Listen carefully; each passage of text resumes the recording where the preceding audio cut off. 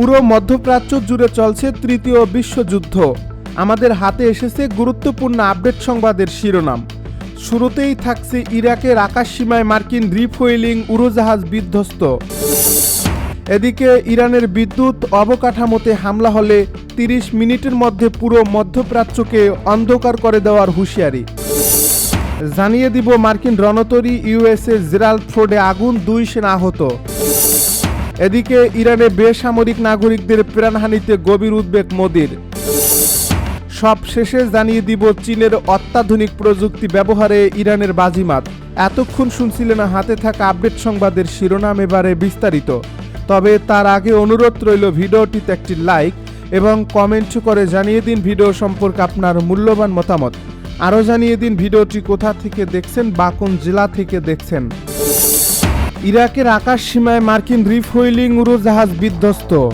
ইরাকের আকাশ সীমায় যুক্তরাষ্ট্রের একটি KC-135 রিফুয়েলিং সামরিক উড়োজাহাজ বিধ্বস্ত হয়েছে।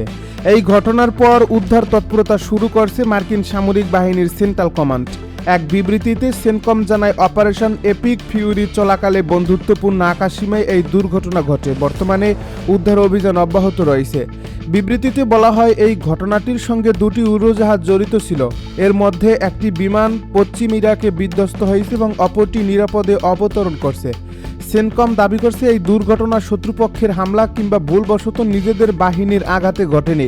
সামরিক অভিযানের সময় সাধারণত দূরপাল্লার যুদ্ধ বিমানকে মাঝপথে জ্বালানি সরবরাহের জন্য রিফুয়েলিং উড়োজাহাজ ব্যবহার করা হয়। ইরানের বিদ্যুৎ অবকাঠামোতে হামলা হলে 30 মিনিটের মধ্যে পুরো মধ্যপ্রাচ্যকে অন্ধকার করে দেওয়ার হুঁশিয়ারি।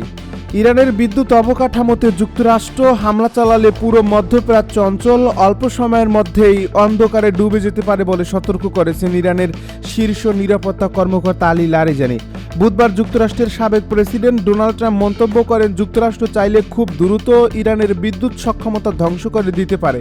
তিনি বলেন, আমরা চাইলে 1 ঘন্টার মধ্যেই তাদের বিদ্যুৎ উৎপাদন ক্ষমতা ভেঙে ফেলতে পারি, আর সেটি পুনর্গঠনে তাদের 25 বছর সময় লাগবে। তবে ডোনাল্ড ট্রাম্প আরও বলেন, যুক্তরাষ্ট্র আদর্শগতভাবে এমন হামলা এড়াতে চায়। এর জবাবে সামাজিক যোগাযোগ মাধ্যম এক্সে দেওয়া এক পোস্টে ইরানের সর্বোচ্চ জাতীয় নেতা পরিষদের সচিব আলী লারিজানি কঠোর সতর্কবার্তা দেন। তিনি বলেন, যদি তারা এমনটি করে তাহলে আধা ঘন্টারও কম সময়ের মধ্যে পুরো অঞ্চল অন্ধকারে ডুবে যাবে। লারিজানি আরও বলেন, বিদ্যুৎ বিভ্রাটের ফলে এমন পরিস্থিতি তৈরি হবে যা যুক্তরাষ্ট্রের সেনাদের নিরাপদে থাকা কঠিন করে তুলবে। তিনি বলেন, এই পরিস্থিতি পালিয়ে বেরানো মার্কিন সেনাদের খুঁজে বের করার সুযোগ তৈরি করবে। বিশ্লেষকদের মতে, সাম্প্রতিক সময়ে যুক্তরাষ্ট্র ও ইরানের মধ্যে সামরিক উত্তেজনা বাড়তে থাকায় উভয় পক্ষই কঠোর ভাষায় হুঁশিয়ারি দিচ্ছে। এতে মধ্যপ্রাচ্যে নিরাপত্তা পরিস্থিতি আরও অনিশ্চিত হয়ে উঠতে পারে বলে আশঙ্কা করা হচ্ছে। মার্কিন রণতরী ইউএসএ জেরাল্ড ফোর্ডে আগুন, 2 সেনা আহত। যুক্তরাষ্ট্রের বিমানবাহী রণতরী ইউএসএ জেরাল্ড ফোর্ডে আগুন ধরছে। এতে 2 সেনা আহত হয়েছেন। বৃহস্পতিবার যুক্তরাষ্ট্রের সামরিক বাহিনী একথা জানিয়েছে। মার্কিন সামরিক বাহিনীর সেন্ট্রাল কমান্ড দাবি করছে, এটা যুদ্ধজনিত আগুন নয়। জাহাজের প্রধান লন্ড্রি স্পেস থেকে আগুনের সূত্রপাত। এতে জাহাজের প্রোপালশন প্ল্যান্টে কোনো ক্ষতি হয়নি। এ ঘটনায় আহত 2 সেনার অবস্থা স্থিতিশীল রয়েছে। সেন্ট্রাল কমান্ডের দাবি, এই রণতরীটি পুরোপুরি কার্যকর রয়েছে। রণতরী ইউএসএ জেরাল্ড এই মুহূর্তে কোথায় অবস্থান করছে তা উল্লেখ করেনি মার্কিন সামরিক বাহিনী। মার্কিন নৌবাহিনীতে যুক্ত 11টি রণতরীর মধ্যে ইউএসএ জেরাল্ড ফোর্ডকে সবচেয়ে বড় ও আধুনিক বলে বিবেচনা করা হয়। ইরান যুদ্ধে এটি মোতায়েন করা হয়েছে, তবে কৌশলগত কারণে এটি অবস্থান পরিবর্তন করে বলে জানান সংশ্লিষ্টরা। ইরানে বেসামরিক নাগরিকদের প্রাণহানিতে গভীর উদ্বেগ মোদির। ইরানের প্রেসিডেন্ট মাসুদ পেজেশকিয়ানের সঙ্গে ফোনে কথা বলেছেন ভারতের প্রধানমন্ত্রী নরেন্দ্র মোদি। তারা মধ্যপ্রাচ্যে চলমান সংঘাতের বিষয় নিয়ে আলোচনা করেছেন। এক্সে দেওয়া এক পোস্টে ভারতের প্রধানমন্ত্রী নরেন্দ্র মোদি জানান, উত্তেজনা বৃদ্ধি এবং বেসামরিক মানুষের প্রাণহানির ঘটনায় গভীর উদ্বেগ প্রকাশ করছেন তিনি। তিনি আরও বলেন, ভারত শান্তি ও স্থিতিশীলতার প্রতি তার প্রতিশ্রুতি পুনর্ব্যক্ত করছে এবং সংকট সমাধানের সংলাপ ও কূটনৈতিক পথ অনুসরণের আহ্বান জানিয়েছে। নরেন্দ্র মোদি জানান, তার সর্বোচ্চ অগ্রাধিকার হল বিদেশে অবস্থানরত ভারতীয় নাগরিকদের নিরাপত্তা নিশ্চিত করা, পাশাপাশি পণ্য ও জ্বালানির সরবরাহ যাতে বাধাহীনভাবে চলতে পারে তা নিশ্চিত করা। চীনের অত্যাধুনিক প্রযুক্তি ব্যবহারে ইরানের বাজিমাত। মধ্যপ্রাচ্যে যুক্তরাষ্ট্র ও ইসরায়েলের সামরিক স্থাপনাগুলোকে লক্ষ্য করে হামলা চালাতে ইরান চীনের স্যাটেলাইট ভিত্তিক ন্যাভিগেশন ব্যবস্থা ব্যবহার করছে বলে ধারণা করছেন গোয়েন্দা বিশেষজ্ঞরা।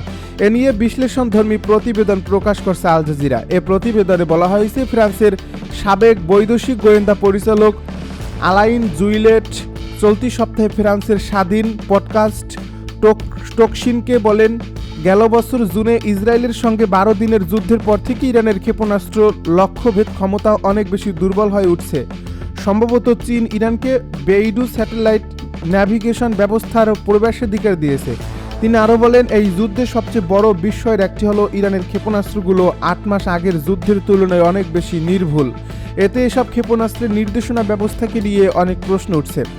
2002 থেকে 2003 সাল পর্যন্ত ফ্রান্সের বৈদেশিক নিরাপত্তা পরিচালকের গোয়েন্দা প্রধান হিসেবে দায়িত্ব পালন করেন জুইলেট। সাবেক ফ্রান্সের বৈদেশিক নিরাপত্তা পরিচালকের গোয়েন্দা প্রধান বলেন, ক্ষেপণাস্ত্রের লক্ষ্যভেদ ক্ষমতা বাড়ার পেছনে ইরানের ন্যাভিগেশন ব্যবস্থার ব্যবহার একটি সম্ভাব্য ব্যাখ্যা হতে পারে। 28 ফেব্রুয়ারি শুরু হওয়া যুক্তরাষ্ট্র ইসরায়েলের হামলা এবং ইরানের শীর্ষ নেতাদের নিহত হওয়ার পর ইরান ইসরায়েল উপসাগরীয় অঞ্চলে অবস্থিত যুক্তরাষ্ট্রের সামরিক স্থাপনাগুলোর দিকে শত শত ব্যালিস্টিক ক্ষেপণাস্ত্র ও ড্রোন নিক্ষেপ করছে। ইসরায়েল ও উপসাগরীয় দেশগুলো এসব ক্ষেপণাস্ত্রের অনেকগুলো প্রতিহত করতে পারলেও কিছু প্রতিরক্ষা ভেদ করে বড় ধরনের ক্ষয়ক্ষতি ও হতাহতের ঘটনা ঘটিয়েছে। এদিকে যুক্তরাষ্ট্র চাইলে তাদের মালিকানাধীন গ্লোবাল পজিশনিং সিস্টেম বা জিপিএস এর প্রবেশাধিকার বন্ধ করতে পারে বা সংকেত বিঘ্নিত করতে পারে, যেটির উপর আগে ইরানের সামরিক বাহিনী নির্ভর করত। তবে যদি ইরান চীনের বেইডু ব্যবহার করে তাহলে যুক্তরাষ্ট্রের পক্ষে সেই সংকেত বাধাগ্রস্ত করা কঠিন, যদিও ইরান এখনও এ বিষয়ে কোনো মন্তব্য করেনি। বেইডু ন্যাভিগেশন স্যাটেলাইট ব্যবস্থাটা মূলত কি? চীন 2020 সালে তাদের সর্বশেষ স্যাটেলাইট ন্যাভিগেশন ব্যবস্থা চালু করে, যাতে জিপিএস এর প্রতিদ্বন্দ্বী হিসেবে বিবেচিত হয়। একই বছরের জুলাই মাসে বেইজিংয়ের গ্রেট হল অব দ্য পিপলে এক অনুষ্ঠানে চীনের প্রেসিডেন্ট শি জিনপিং আনুষ্ঠানিকভাবে এই ব্যবস্থা উদ্বোধন করেন। 1996 সালের তাইওয়ান সংকটের পর চীন নিজস্ব ন্যাভিগেশন ব্যবস্থা তৈরির উদ্যোগ নেয়, কারণ বেইজিং আশঙ্কা করেছিল ভবিষ্যতে ওয়াশিংটন জিপিএস ব্যবহারের প্রবেশাধিকার সীমিত করতে পারে। চীনের সরকারি বেইডু ওয়েবসাইটের ভাষায় এই ব্যবস্থার লক্ষ্য হল বিশ্বকে সেবা দেওয়া এবং মানবজাতির উপকার করা।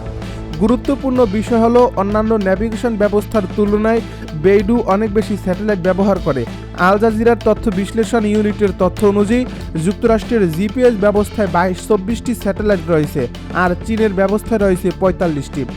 বিশ্বের অন্য দুটি বড় ন্যাভিগেশন ব্যবস্থা হলো রাশিয়ার গেলান্স এবং ইউরোপীয় ইউনিয়নের গ্যালিলিও, যেগুলোতেও 24টি করে স্যাটেলাইট রয়েছে। বেইডু ব্যবস্থায় 3টি প্রধান অংশ রয়েছে: মহাকাশ অংশ, স্থল অংশ এবং ব্যবহারকারী অংশ।